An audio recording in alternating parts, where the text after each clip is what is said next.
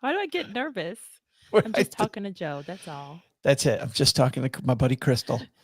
So we're about to record another episode of the Stacking Adventure Show. In fact, what I'm going to do is let me go over to YouTube so I can see the comments. So if you've got comments, bring them. Bring them. Yeah.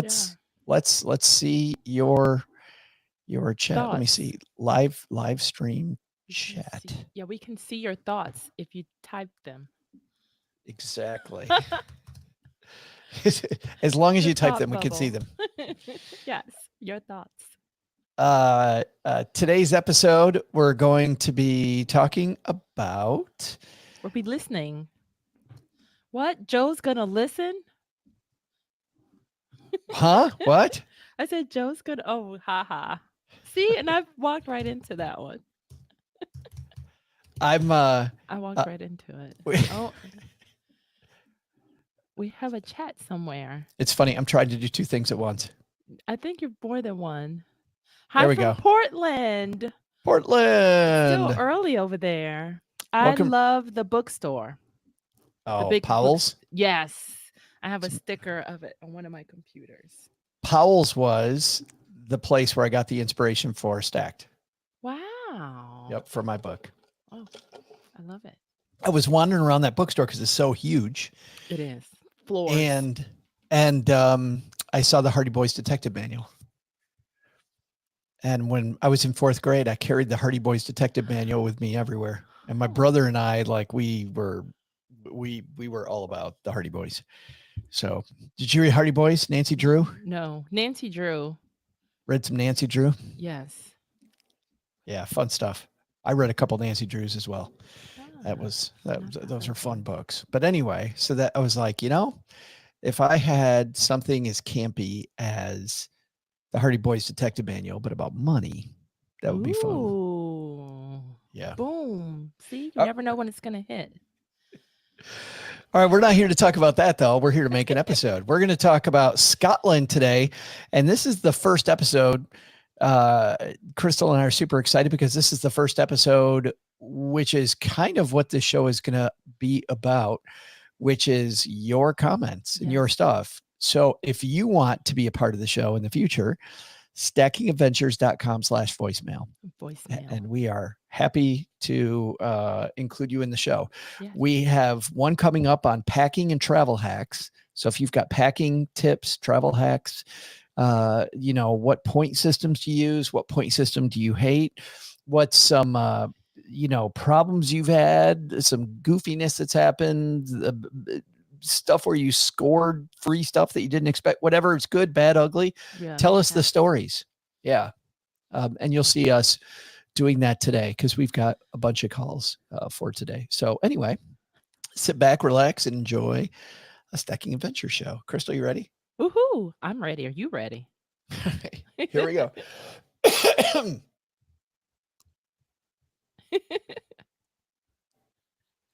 Crystal, have you listened to our voicemail lately? It's blowing up. Yeah, I'm excited. I'm glad that people actually found the voicemail and they're actually using the voicemail because I love other people's stories and learning from other people because, hey, now Scotland's on my list. Oh, it's going to be even more on your list, I think, after today, because back on episode 1, Doug shared his adventure to Scotland, and we asked you about your travels to the Highlands. And man, you did not disappoint. If you're dreaming of a trip to the land of castles, Nessie, festivals, Scotch whiskey, we're going to fuel all those dreams on today's show. And at the end of this episode and every episode, you'll hear our gear of the day pick. So if you're looking for best in class gear that's worth the price, you want to head to our Amazon page, and that's at stackingadventures.com/gear of the day, or in short form, what was it? It wasn't hieroglyphics, shorthand. /GOTD. Remember shorthand? Yeah, but hieroglyphics. Where'd that come from? I don't know.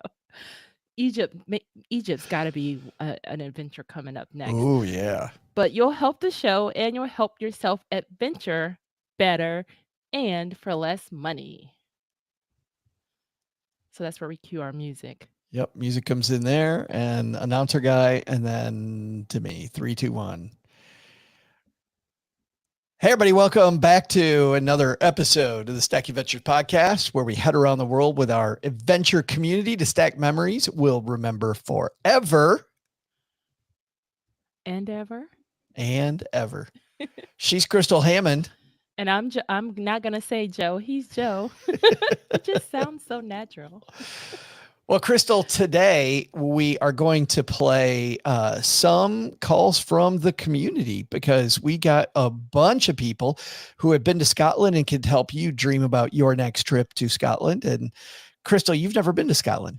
I've never been to Scotland, but I love hearing the stories just because I like to plan, because that way when you're listening to other people's stories, you can say, okay, I love to walk. I want to do that.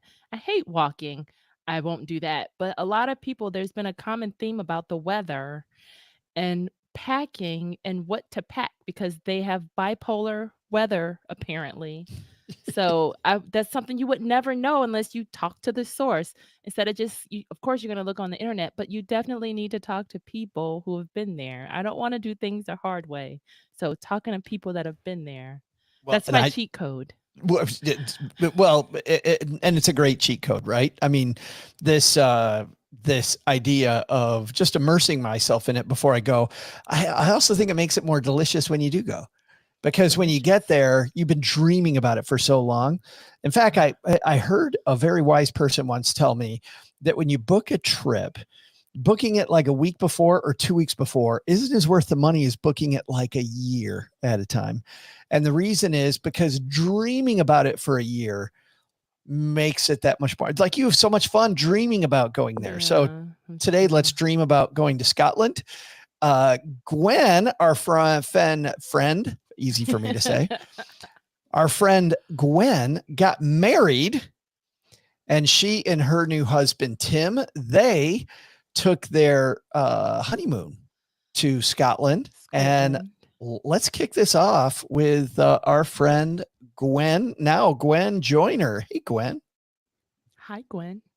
Thanks, Gwen. Hey, Stackers. Gwen here from Fire and Millennium. Okay, and I'm going to have to edit this because I don't have the thing hooked up.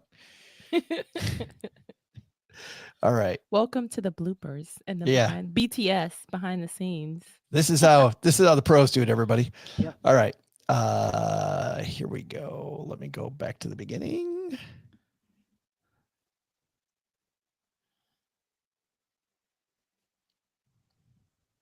Scotland. It was funny. I was listening for my Kiss Me I'm Irish pants to wear for the theme, and I'm like, oh yeah, that's not right. No, that's a whole different place. Wrong. Here we go. All right. Here comes. Well, I'm getting a phone call. Gwen. Okay. Here we go. Here comes Gwen. 3, 2, 1. Hey, Stackers. Gwen here from Fire and Millennials. My new husband and I flew to Scotland in August 2024 for our honeymoon, and we would like to share our adventure with you. We spent 6 days in Edinburgh thanks to points for our Hilton Hotel, and then we spent 3 days in the Northern Highlands. So for Edinburgh, my thoughts on that are that there is easy public transportation all around, and especially to and from the airport. There's buses that leave all the time. You can even take the light rail in, and then Edinburgh is pretty easy to walk around in. August. I'm going to stop this a few times as we go. By the way, Gwen, they're adventurers, not stackers. I mean, stackers we stack is adventures too. Well, I guess we could be stackers, but no, we're the other stackers. I think definitely being adventurers. But I've been to Edinburgh, Crystal, and I totally agree with Gwen. It's easy to get around. Now, she took a plane directly to Edinburgh, and I do know and can verify what she said, as if we wouldn't believe Gwen in the first place. Of course we would. But also getting there by train is also really easy. The train station is right in the middle of town. It's super easy to get from the train station anywhere. If you're staying in central Edinburgh, it is very, very easy to get from the train station to wherever you need to go. We took the train directly from London. It was a beautiful train trip. So if you're going London to Edinburgh, make sure you book your tickets well ahead of time. There was, when we went, two different ways to book tickets. You can just book a seat on the train, which means you just take whatever seat's available, or you can choose a higher class seat where you get a specific seat. I would choose the specific seat. I had one trip in England where we were headed from London to Birmingham, as we say in America. And I had to stand for about an hour and a half because the train was just packed and we hadn't booked a seat. So, so there's that. But anyway, so back to Gwen. And she used points. In Edinburgh is the Fringe Festivals, which is one of the largest arts festivals in the world. So it gets crazy busy, but there's tons of events, live comedy, shows, all sorts of things to see, and for very reasonable prices. We ended up seeing 3 comedy shows when we came in at the end of August. We thoroughly enjoyed ourselves, and it's a very different vibe in Edinburgh during the Fringe Festival and afterwards. If you come in during the Fringe, I would advise walking around and scoping out places that look interesting to eat, and then trying to book them for future meals, because if you do not have a booking or reservation, you might not be able to get a table because everywhere is so crazy busy. So be prepared and try and plan ahead of time if you can. I'm going to stop her right there because we also went to the festival. Now, really? It is in August, like Gwen said. I cut it off at a weird spot, so you might not have heard that it's in August. She talks about the Fringe Festival. There's actually, Crystal, 2 festivals going. There is a thing just called the festival. And the festival is an official festival. It's up at the castle, the main, big, beautiful Edinburgh castle. And they take this central courtyard of the castle. They put up stands. And then they have this performance, this amazing performance. You have to get tickets to the real festival way, way, way ahead of time. Or you can do what Cheryl did, which is you can get in a line each day, early in the day, and camp out. And if there's any people that give tickets back, any organizations that give tickets back, you can get those. It was funny because when we were at the festival, I told Cheryl, I said, there's no way you're going to get those. And she's like, I'm going to get up. She, Crystal, got up at like 4:00 in the morning, and she went and she stood, and the thing wasn't opening until about 8 a.m. She was third in line. And I believe only 4 people got tickets, and she was the third one. And our family ended up sitting halfway up at about where the 50-yard, we had the best seats, halfway up like the 50-yard line. And it was all these different drum lines. And I remember this one, it was a Swiss drum line. And they did this thing where they're in a row and they are playing on their drums. And then all of a sudden they're playing on the person's next to them drum. And then the person over here's drums. They would flip their one of their sticks in the air all at the same time. They would all twirl, and the person 2 people down from them would catch it and play it. And it was so amazing to watch these drum lines and these different things in the main festival. But if you want to go to the main festival, you either have to get tickets way early, or you have to wait in this line, and make sure you get there super early like Cheryl did. And even then you might not get tickets. What were the crowds like? Because is this comparable to going to New Orleans during Mardi Gras, or was it like more, I would say, like a concert kind of thing? No, what Gwen said is spot on. It was crazy. In fact, we booked a few months ahead of time a hotel, but we got what we think might have been the last place to get. We stayed with our kids, who were maybe about 8 years old at that point. We stayed with our kids in rooms above a bar. And because it was the festival, it was crazy. In fact, we would come down to go exploring every morning, and they would be hosing down the bar. And there were still a few drunk people hanging out at the bar from the night before. We would go to bed. We got used to going to bed with it being so loud in our room, because they'd have a band playing. They'd have all kinds of craziness. But getting a hotel during the festival was difficult. So the Fringe is all of these other things. If you don't go to the main festival, by the way, one more thing about the main festival. When you go to the main festival and you sit there and you're watching these drum lines or these kids dancing or whatever it is, and then you look off to your right and you are in Edinburgh Castle. Wow. And it's all beautiful, lit up at night. Oh my God. It was a long time ago. Mm-hmm. And I still remember it like it was yesterday, because it's one of those moments where you're like, I can't believe I'm here. I can't believe I'm watching this stuff in Edinburgh Castle. In 3D. Yes.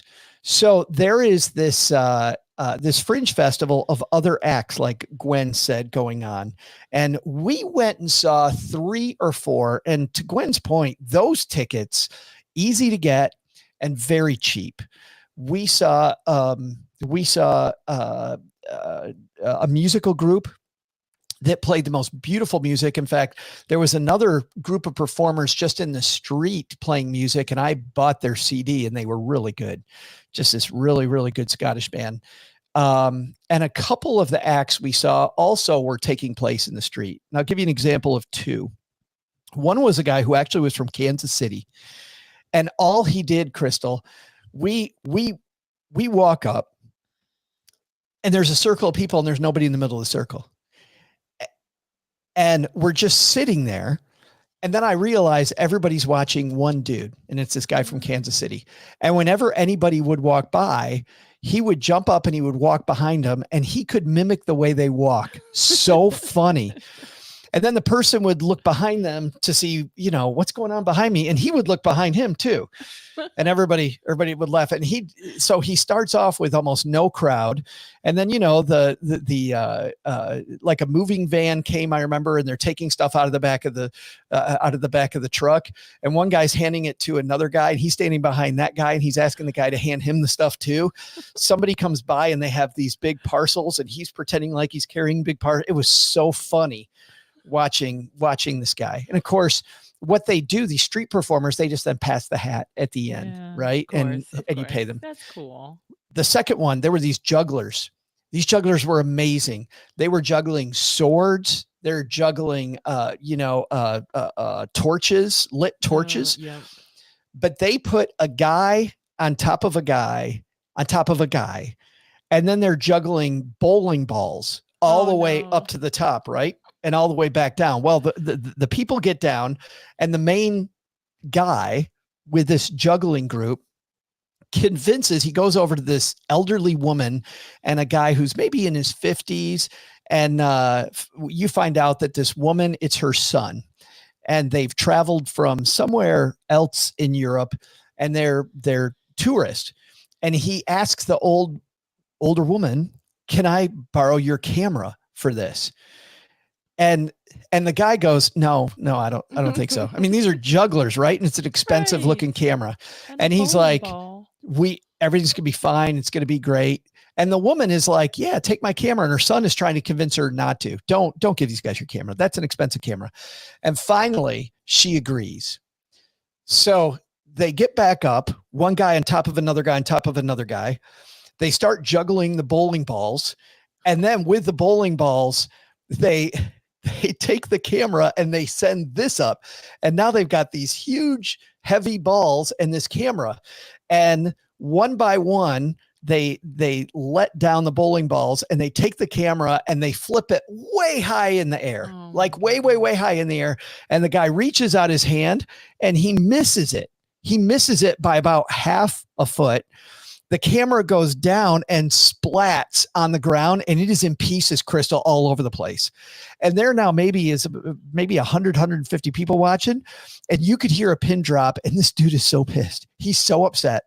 And the woman, they're horrified because these people broke their camera. Yeah. Like, it is just, it was so tense.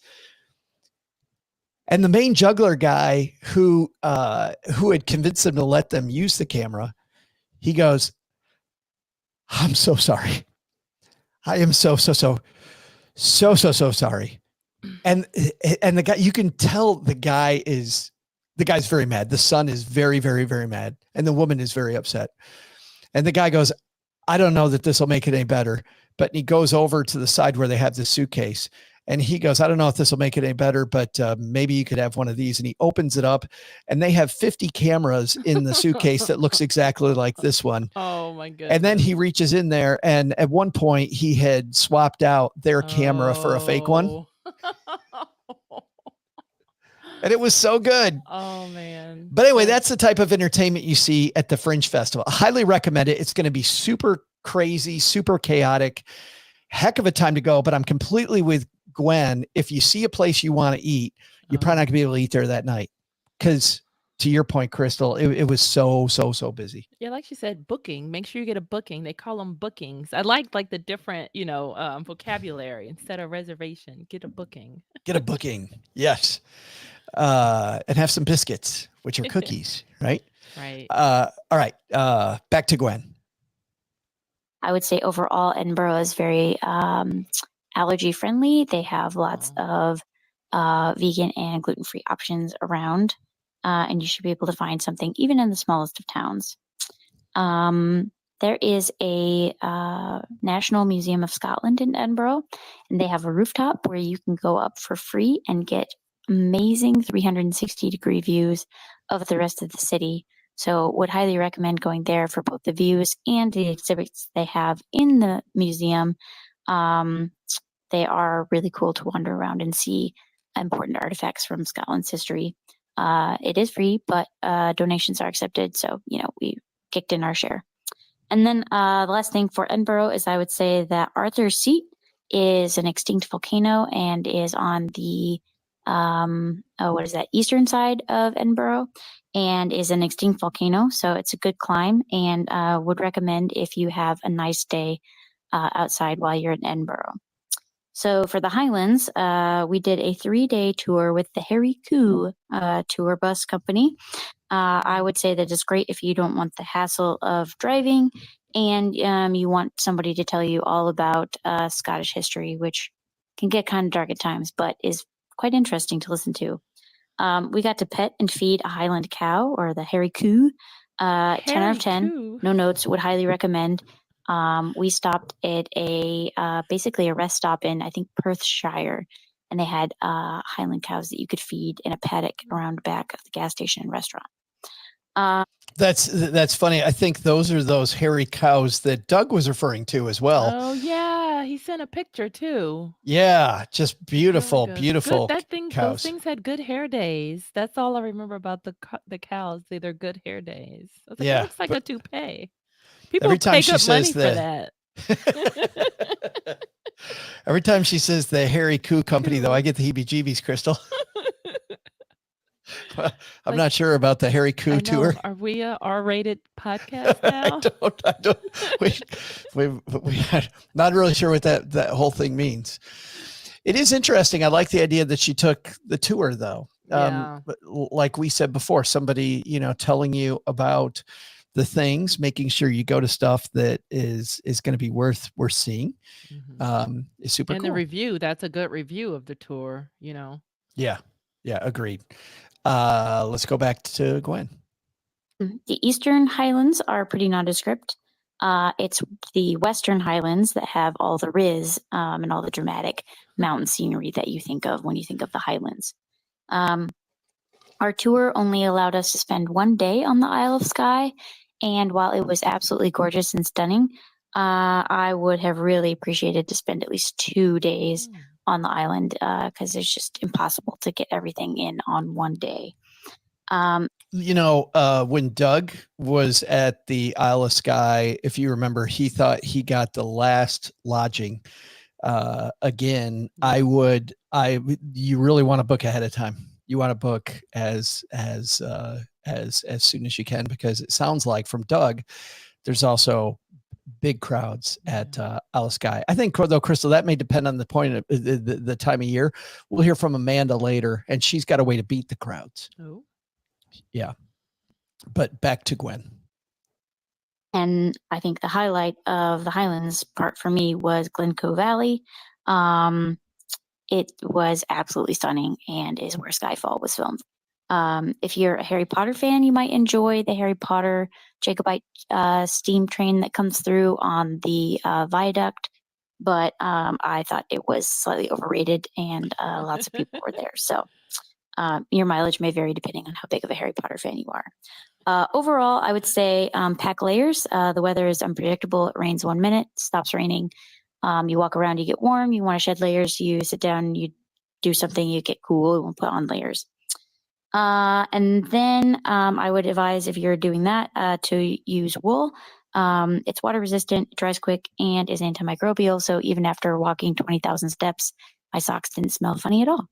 And then I would say most places accept tap to pay and credit cards. So cash isn't necessarily relevant if you don't want to deal with the hassle of getting cash and then getting rid of it at the end. Enjoy Scotland. Thanks, Gwen. That was fabulous. And, you know, Gwen also, going back to Doug, for people that didn't listen to this, that viaduct, the Harry Potter viaduct, Doug also said it was overrated. A lot of people there. Too many people. Yeah. Not what he had hoped for. So good stuff. I don't know. Edinburgh, though, the festival, your mileage may vary. If you don't mind big crowds, it's super duper fun. It's a great time, but man, do you have to plan really, really, really early.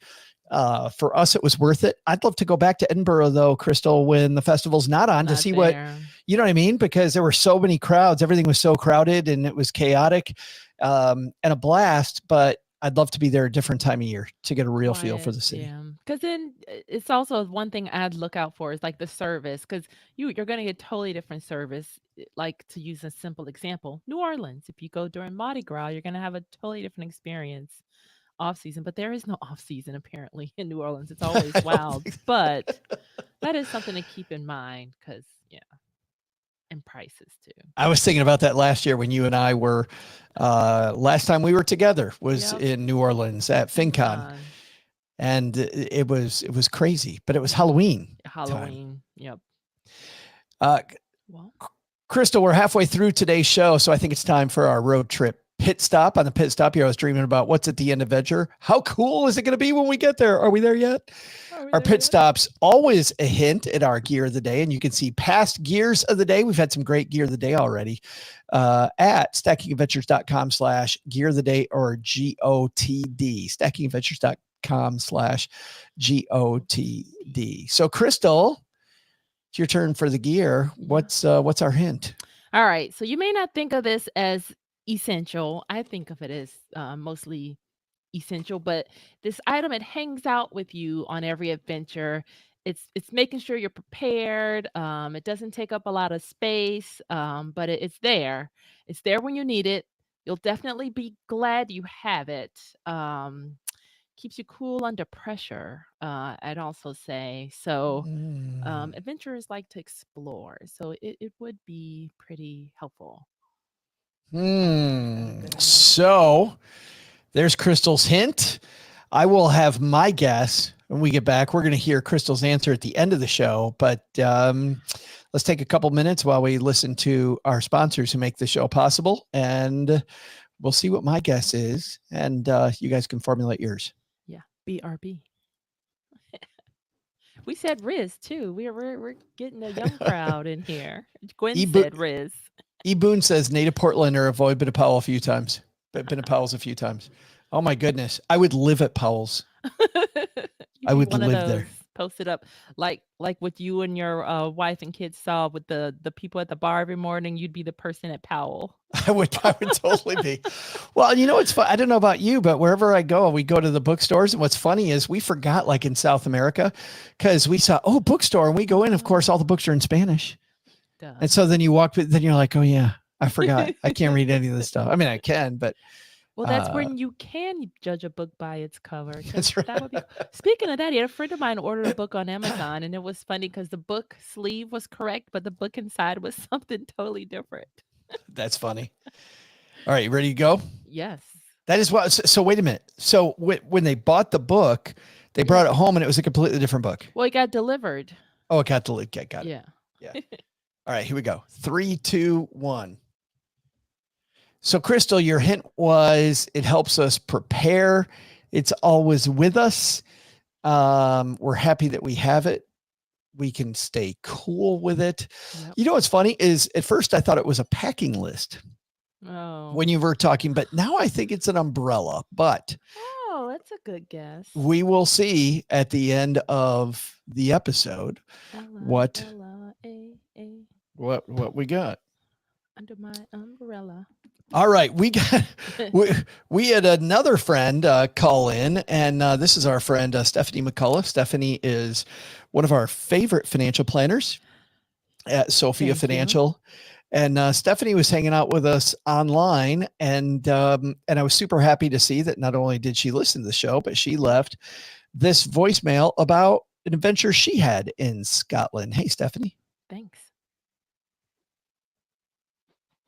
I have cousins who live in Scotland, and a few years ago we went to visit them. One day we were driving from where they live in Dumfries over to visit Edinburgh, and they decided it was time for lunch. So we pulled into a very nondescript parking lot, and by the time I turned around, they had popped the boot, the trunk of the car, pulled out a folding picnic table and benches and chairs and coolers and food and utensils and plates and napkins, and we had a whole freaking picnic for like 10 people. That's 10 people. And then when we were done, everything back in the boot, and we were back on our way. I mean, it was the ultimate example of being prepared, being frugal, but creating this wonderful memory in a nondescript car park, as they would say, and then getting on our way to Edinburgh. Yeah. So my frugal Scottish relatives provided us a real fun memory. Oh, that's great. Thank you, Stephanie, for that. Yeah, those are, I want my trunk to be empty enough to feed 10. First of all, to fit all those chairs and stuff. That's so cool. I have a wonderful photo of my grandparents, and they are on the side of the road on Route 75. This is before I-75 was an interstate, and they were going from Michigan to Florida. They would go to Florida for the winter, but they're on the side of the road. They have the trunk open. But what's funny about this, my grandmother is leaning against the car, and they're sharing a beer that they're while they're driving down the road. Like they stop, they get into the ice box, and they crack open a beer, and they take a little break. Yeah. Drinking and driving, not a great thing, but apparently in my family, long time ago it was. But isn't that interesting? The idea of just the road trip, you know, and it doesn't have to be expensive. And imagine you're in Scotland with your Scottish relatives and you have this cool picnic. I know. Stephanie, I want to see if we're related so I could visit our cousins in Scotland now and eat very well. That'd be great. It was funny. My Uncle Dick is known as very, very cheap. And my Uncle Eddie and Aunt Sue and my Uncle Dick and Aunt Ruth, the two couples decided to go around the mitten around Michigan on a lighthouse tour, looking at different lighthouses. And what was funny about this trip, Crystal, was that my Uncle Eddie tells the story very well about just how cheap my Uncle Dick is. They stop at a Big Boy restaurant, you know, Big Boy restaurants. Yeah, Frisch's. Yeah. Yeah. So they stop at one of these restaurants. People that don't know, Big Boy, it's like Shoney's or what's another kind of Perkins maybe is a similar chain. Bob Evans. Yeah. One of these, they serve a little bit of everything. So my Uncle Dick goes, "Hey, we're hungry. Why don't we stop?" And my Uncle Eddie goes, "Good idea." So my Uncle Eddie says, my Uncle Dick then pulls into the Big Boy parking lot, parks the car, and then my Uncle Eddie and Aunt Sue, they get out of the back seat and they start walking in. They get halfway across the parking lot and they realize my Uncle Dick and Aunt Ruth aren't with them. They turn around. Uncle Dick is opening the trunk of the car and he's getting into the trunk of the car. And Uncle Eddie goes, "Hey, aren't you going in?" He goes, "Oh, no, you guys go in. We got sandwiches." He pulls over at a restaurant and won't go in the restaurant. And by the way, they're on this lighthouse tour to go see lighthouses. Now, I understand if you're going on a lighthouse tour, or excuse me, you just go and buy a random lighthouse and they have these restoration fees. My Uncle Eddie said it was always $3 or $4, right? My Uncle Dick is so cheap. He refused to go in any of the lighthouses because he didn't want to pay the $3 or the $4. What? And by the way, if you're just going along and let's say you happen upon a lighthouse and it's just $4, Crystal, I might not go up, right? I might go, yeah, no, thanks. It isn't worth it to me. But you're on a damn lighthouse tour.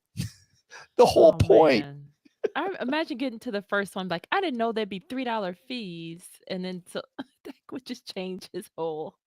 Can you believe it? That's like an hours, days long thing, isn't it?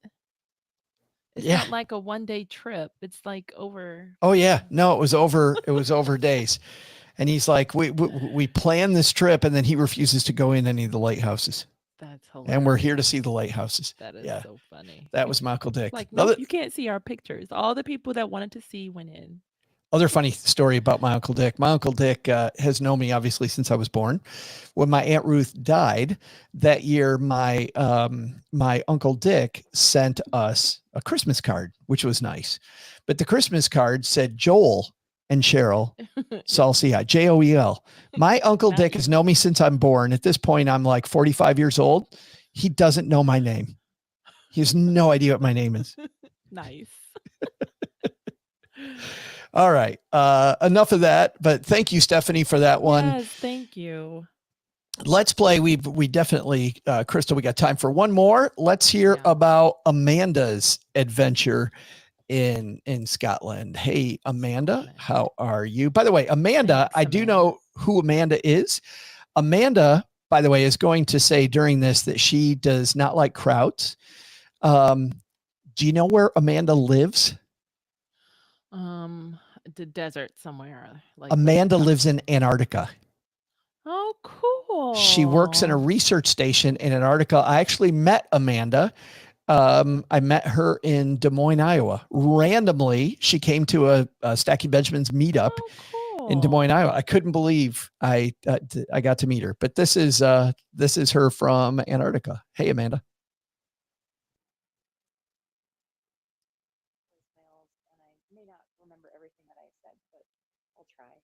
Here we go. This is Amanda, and I have been to Scotland twice. I went once in January with a friend of mine, and a couple of years later in November on my own.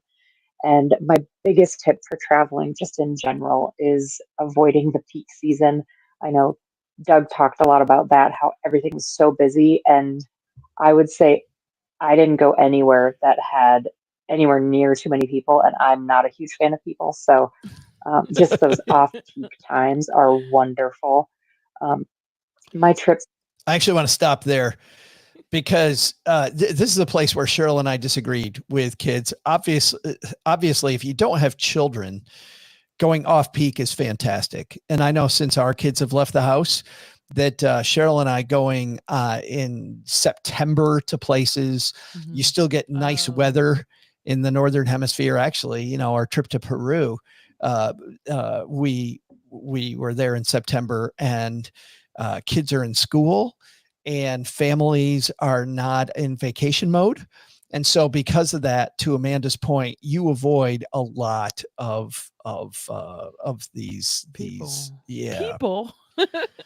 Now, but people though that have kids, this is where Cheryl and I disagreed, is that Cheryl never wanted to pull the kids out of school. And I think that if you have kids, the kid in 4th grade missing a week of school to go on a family vacation, I'm sure some teachers out there are going to feel differently than me, but I would totally pull them out. Cheryl never wanted to pull the kids out of school for a week. I was like, it's a week, big deal. We were perfect attendance kids too. So were you? I'm with Cheryl. But do you like going to places not during peak season? Yes. I'm a huge off-peak kind of gal. I like to have, like the great service. I would like the place to myself almost, just to enjoy and too many crowds, it just it's a totally different experience for me. But I do like parties, stuff like that. But when it comes to sightseeing and tours, small but mighty. I think you can do a lot. Yeah, 100%. So Amanda, Crystal, and I are with you. Let's get back to Amanda's story. Taken me to Loch Ness. I did go and we looked at the lake, and there was no tourists there, and we did the whole like make a Loch Ness monster with your hand thing and got a funny picture, but didn't see any monsters, sadly. But the Culloden battlefields are in that area, and they are really super interesting. I really enjoyed that. My kind of funny thing that happened, one of the things that I like to do when I go to foreign countries is I go to different churches, and they have a Church of England in the entirety of the UK. It's kind of all over the place, but there's also a Church of Scotland. And I went to this Church of Scotland church, and while I was there after the fact, they invited me down to have a cuppa. And so I went and had some tea and cookies and probably juice too. And wait a minute, Amanda, I think they're called biscuits. We said this earlier, but isn't it tea and biscuits? That's cookies. Tea and crumpets. I do. That we maybe need somebody to verify that for us, but I believe in the local colloquialism, it's tea and biscuits. But how cool. She goes to the church and she gets invited to place with the locals. This, to me, by the way, Crystal, is where it gets really fun, is when you meet people locally that live there. It's so much better than just hitting the museum or seeing the statues or whatever it is. Getting to know the people a little bit is, I think, to me, 100% of the fun of travel. I love the locals. Yeah, same. Totally different experience with locals. Yeah. All right, let's get back. Invited me to an afternoon roast for their young adult group. So I went to this afternoon roast for the young adult group, and it was about 10 miles away. So I piled into the car of a complete stranger, and we drove out to this family's house where this activity was happening. And they had a full-on afternoon roast, Sunday roast, which was delicious. Hold on a second. Would you get in the car with a complete stranger in a foreign country, Crystal? Oh yeah, been there, done that. Yeah. Really? Yes. Went off the reservation or the resort too. You're totally not supposed to do that. One of the police was like, "You got to meet me 3 blocks down so I don't get in trouble." And he had like this caravan with a broken sliding door. We're like, "Let's go." Where were you at? In Curacao. This is in Curacao. Wow. You know, it's funny. I interviewed Joseph Rosendo, who has a PBS show called Joseph Rosendo's Kaleidoscope. And he's won all kinds of awards for his travel show.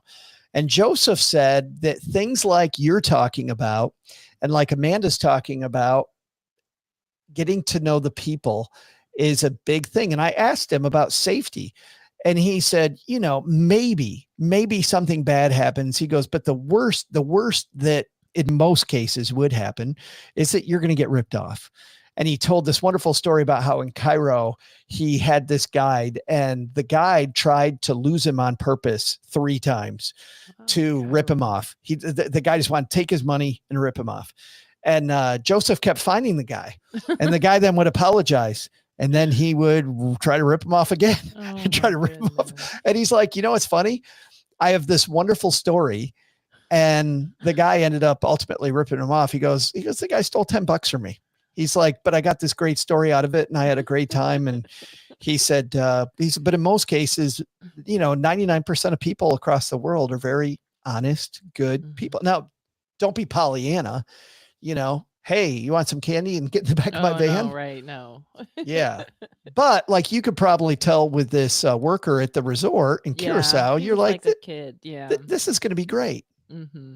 Yeah. We had somebody leading us around a bazaar while we were in Egypt, while we were in Cairo. And this guy took us down the most narrow hallways. And some of the people I was with, they were freaking out, because this guy was taking us, but he took us to this great spice shop we would have never found on our own. He took us through these beautiful fabric stalls that we would have never seen. And it was us and locals, which made it so fun. just so fun. So Amanda, completely loving the story about hanging out with the youth group at a church. At a roast. Yeah. So let's find out what happened with Amanda and the roast. The meal and dessert pudding, we went on a walk just to let everything digest, I guess. And we ended up in the cemetery that was really close to this house's family, the family's house. And in the cemetery, there was an old Roman road that was just through the cemetery, and you could still see the divots from the carriage wheels, not carriages, but whatever the vehicles were called in Roman times 2,000 years ago. You could still see those divots in the road, which was just super interesting. And Wow. I like hidden things and old things and stuff like that. So it was kind of fun. I'm going to stop her for a second there too. You know, the only reason she saw that was because the local people showed it to her. Yep. She would have never seen it. And some of the things that local people will show you that are off the beaten path, pretty awesome. We had an experience like this in the hill country in Texas. They had a visitor center in the town that we were staying in, and we Bandera, Texas. And Cheryl says, let's go in. And I'm like, I don't want to go in and talk to some tourism official guy. And we go in, and Cheryl just strikes up a conversation. Maybe within 10 minutes, the guy offers us VIP tickets to the rodeo that was happening. I'd never been to a rodeo before. I've been to one my entire life, and we got free VIP tickets, which included lunch or dinner rather, at the rodeo. It was fabulous. And it was all just because Cheryl walked in and wanted to talk to locals.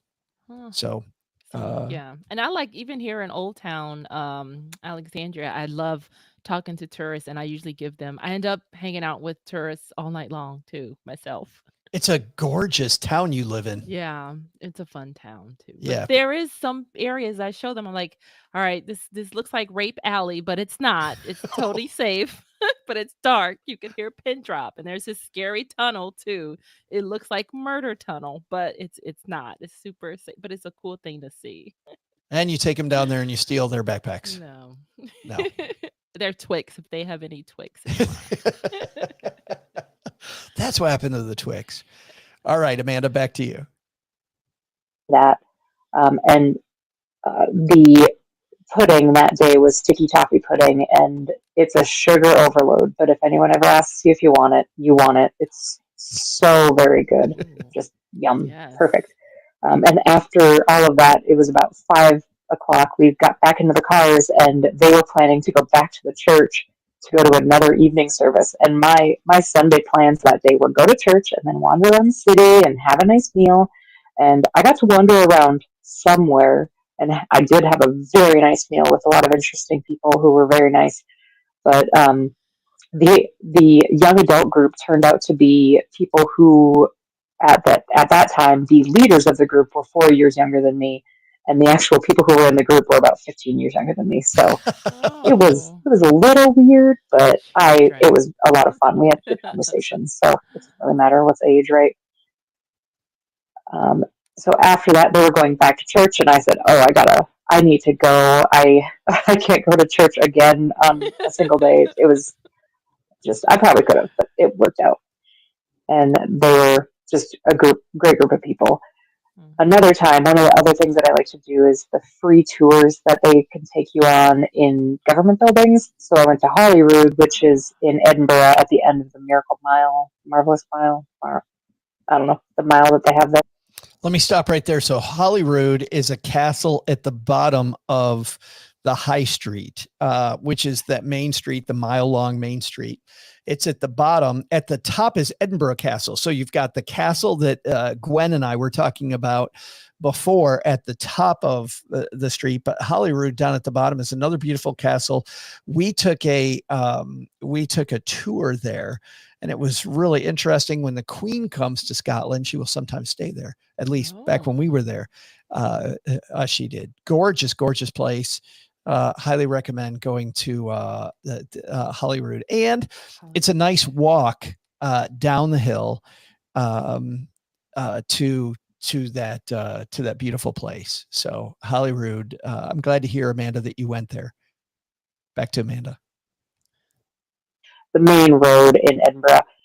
And on the hill behind this government building, the person was talking about how you could walk up to Arthur's Seat on the back of the hill on the back side of this building. So I decided, yeah, sure, why not? I'm wearing a skirt and chacos, basically, and decided to do that. And it was not a great walk. So I went down the hill a different direction because it seemed a little less steep and muddy because it was way less people taking that direction. I don't know if you know this, but if you go down a hill a different direction, you end up in a very different place at the bottom of the hill. So I got a little lost, but I kind of like being lost when I'm traveling. That's another tip. Get lost once in a while. You can't get that lost, especially if you're just in a city or like in Venice on islands. Oh, Amanda, thank you so much for that. And great story. It's funny. Arthur's Seat, we did not go up Arthur's Seat. It towers kind of over the town. And I think just the difference between Gwen and Arthur's Seat and Amanda was just comfortable shoes. But you would get a beautiful view of the entire city, I think, from the top of Arthur's Seat. We never did make it out there. But very, very cool. That was great. I like the free government building tours. I've still never been in the Pentagon, and they have free tours too. So that is another cool way to meet a cool tour guide too, because they can give you other tips. Because when I was in Paris, I did the Black Paris tour, and I ended up spending the entire rest of the day with the tour guide. And there was a couple, they were trying to hook me up with their son back in America. They're like, "Oh, you and my son would really hit it off." But it was a cool way to meet, a local. And yeah, she ended up taking me to, because I was like, I'm in France, I want to get a French manicure and French braids. And she took me where I wanted to go. So that was another cool thing about tours. Well, that's a great idea that I never really thought of is, I mean, sometimes I'll ask them for like a dinner recommendation. But I don't think we ask the tour guide enough stuff like, hey, where do you like to go? Man, when we were in Colorado, we were in Colorado Springs, and we took this wonderful electric bike trip around Garden of the Gods, which is a beautiful state park. But the guide for that showed us, Crystal, the best restaurant. It was a place, it was an Alice in Wonderland themed a place. And it's funny because it looks like you're going down a subway stop, and you go down these stairs, and underground in Colorado Springs is this whole restaurant that is, I mean, feels very speakeasy-ish, and there's all this weird Alice in Wonderland stuff all over the place as you go down the rabbit hole. Super. Yeah, we have a speakeasy like that here too. We would have called Alice. It's called Alice. That's funny. I would have never gone to this restaurant if I hadn't asked the tour guide, to your point. But you didn't end up going on the date with the dude. No. With the son. No. You missed true love. Right. Yeah. Who knows? What could have been, Crystal? Thanks to everybody who took part. So our questions for you. This is the first time that we've had a response episode. I hope that you guys like the response episode. We got more coming up. Go to stackingadventures.com/voicemail. And we have next week, we're going to talk about packing, and we're going to talk about travel hacks and tips. But if you've been to Japan and you'd like to give us your stories, like you heard stories today about Scotland, if you've been to Japan, you want to share your Japan story, stackingadventures.com/voicemail. If you've been to Peru or Chile, stackingadventures.com/voicemail. Just you'll have 5 minutes. Tell us. Stephanie went a minute. Gwen and Amanda took 5 minutes. So thanks to all of them for sharing their stories. We appreciate that. It is awesome. But it's time for the main thing at the end of our shows, our gear of the day. So let me give me the clues again. So it's an essential. I would definitely say it's a travel essential. You'll be glad you have it. It's super. It's literally like right there, right when you need it, especially when if you want to hike, even going through the airport, travel days. Something. Yeah, it's super. It doesn't take up a lot of space, I would say. See, it's funny because I think I'm wrong with umbrella, but until you said that last part, well, I'm just going to stick with umbrella, but that's not it. But tell me, what is our gear of the day, Crystal? Wrong. Yes, it is not. It is a water bottle, like one of the portable. It actually carries your cell phone and water bottle. Oh, look at that. What is that? It's insulated too. It's insulated. So it's a carrier for your water bottle. It's a water bottle carrier bag, and it's insulated. It's made out of neoprene, and it has like I love the shoulder strap because it is really thick. Oh, that's cool. So you can just carry it around town, carry it on the bus. Boom. And you can have it like, I like to keep the stuff hidden too. So it'll be under my jacket. Like if I have on a jacket or something, so no one will come. Cause that's the only bad thing. Someone will probably try to come snatch it if they see like you have like your wallet and everything. Cause then if you forget it, you've lost everything. But the water bottle part is the best because you have water now with you all the time. Which is fabulous. You know, it's funny. We just as people, we don't get as many steps as we should on a daily basis. And so I know when we were traveling, you know, in South America, I was logging close to 20,000 steps a day, and I was thirsty a lot. See, and you have your refillable water bottle so you could fill it up or buy a water somewhere and just dump it in your bottle and keep it moving.